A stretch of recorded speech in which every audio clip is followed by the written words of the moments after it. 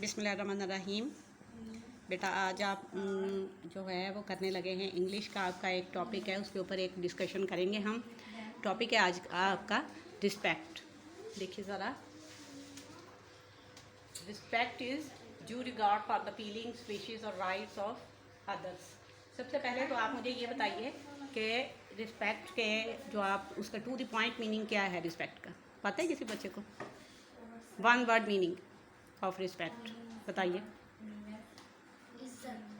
इज्जत करना या इज्जत देना, ये रिस्पेक्ट का मतलब है।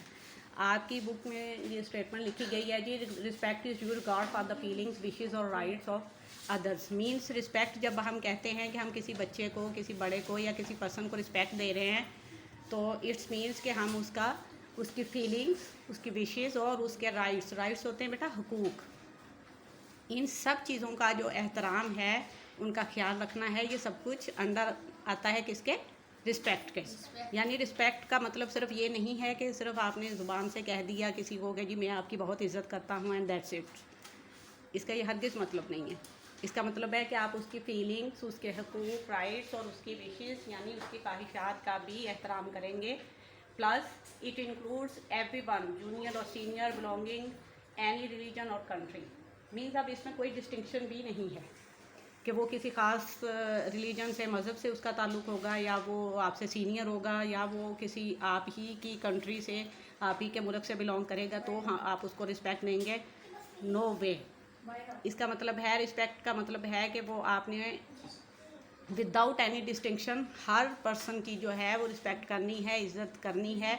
नो मैटर कि वो उसका मज़हब क्या है, वो मुसलमान है या नहीं है, नॉन मुस्लिम है, वो पाकिस्तानी है या अब्रॉड किसी कंट्री से उसका ताल्लुक़ है। नो मैटर वो आपसे सीनियर है और जूनियर है, ये सारी चीज़ें इसमें मैटर नहीं करती। जब आप रिस्पेक्ट देने की बात करते हो, किसी को इज़्ज़त देने की बात करते हो, तो इट्स मीन्स कि आपने उसकी विदाउट एनी डिस्टिंक्शन उसकी जो है हर बात, हर विशेस, हर फीलिंग्स का जो है वो ख्याल रखना है, उसकी केयर करनी है। इसको हम, इन सब चीज़ों को हम समझते हैं एग्जाम्पल्स के साथ। पहले हम देख लेते हैं जी इसके सिंबल्स क्या हैं।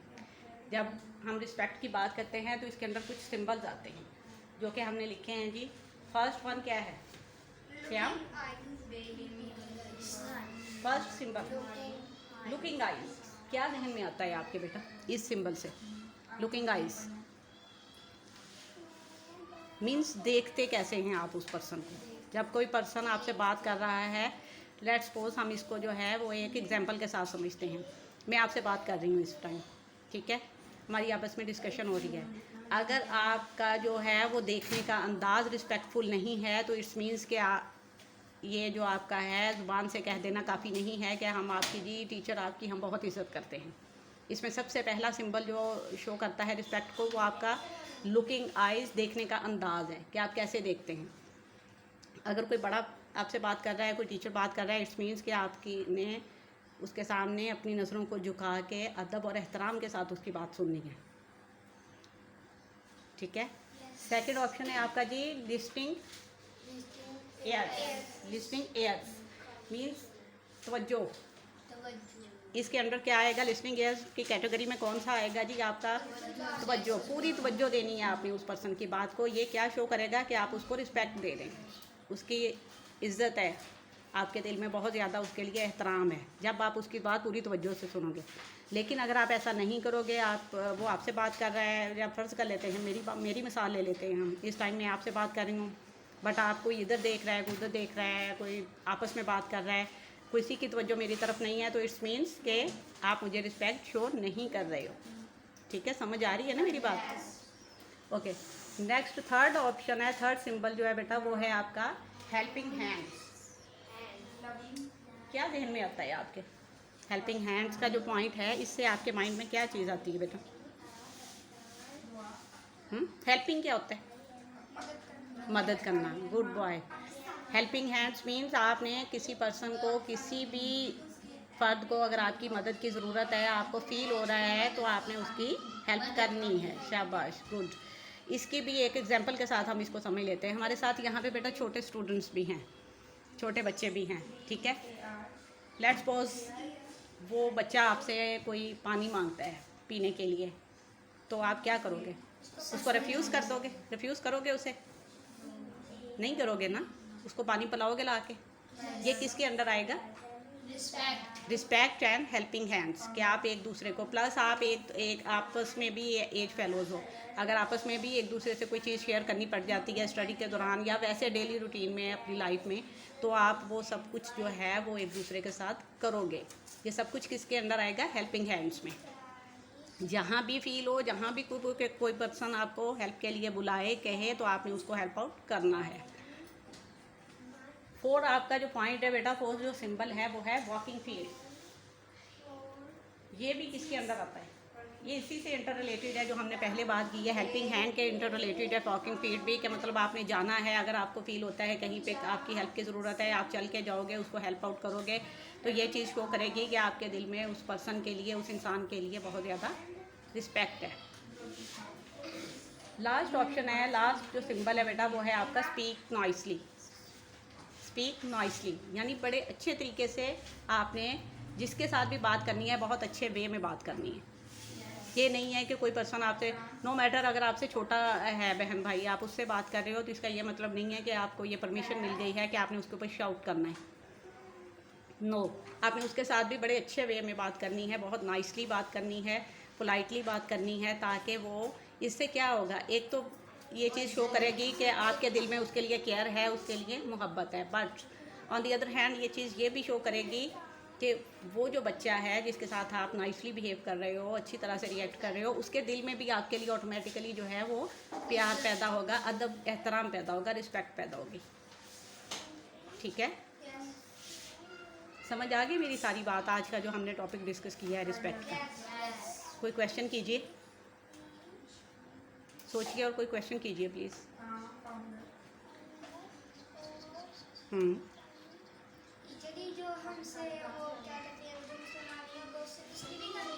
जी बेटा, जो आपके फ्रेंड्स नॉन मुस्लिम्स हैं, अभी तो मैंने बताया आपको, वो देखिए ऊपर हमने इसकी जो है सबसे टॉप पे जो इसकी डेफिनेशन लिखी है उसके अंदर ये बात आ गई है कि इसमें रिलीजन मैटर नहीं करता।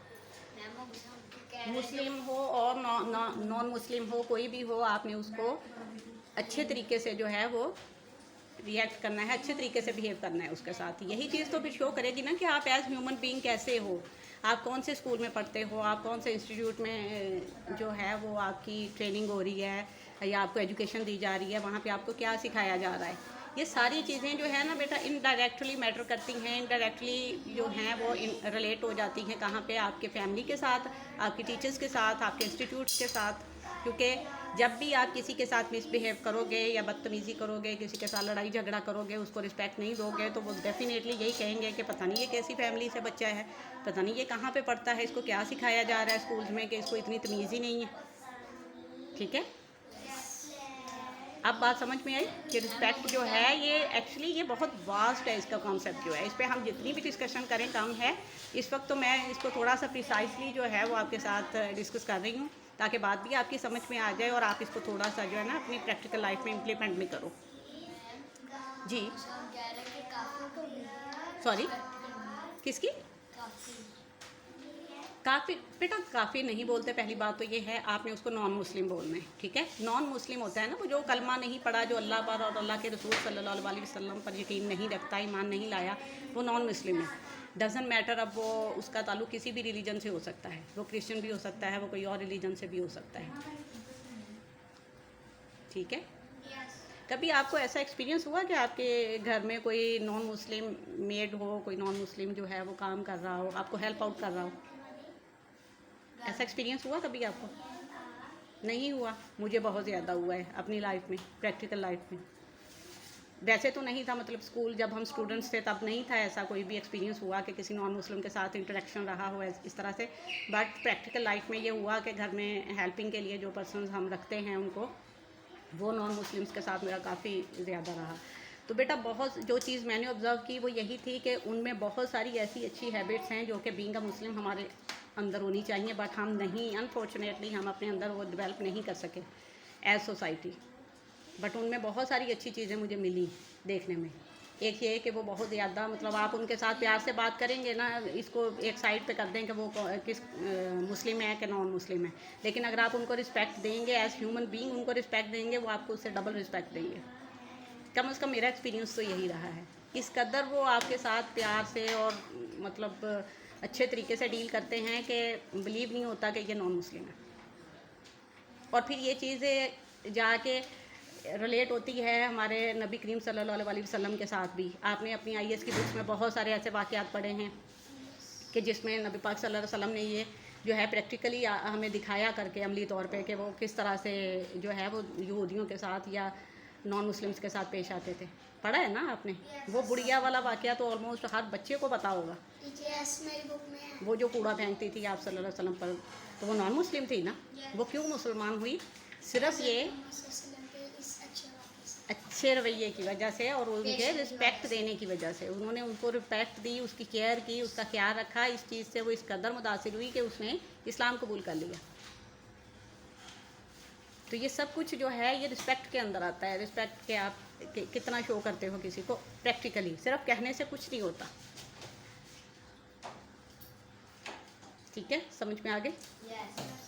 Okay, that's it. अब हम अपना नेक्स्ट टॉपिक स्टार्ट करते हैं।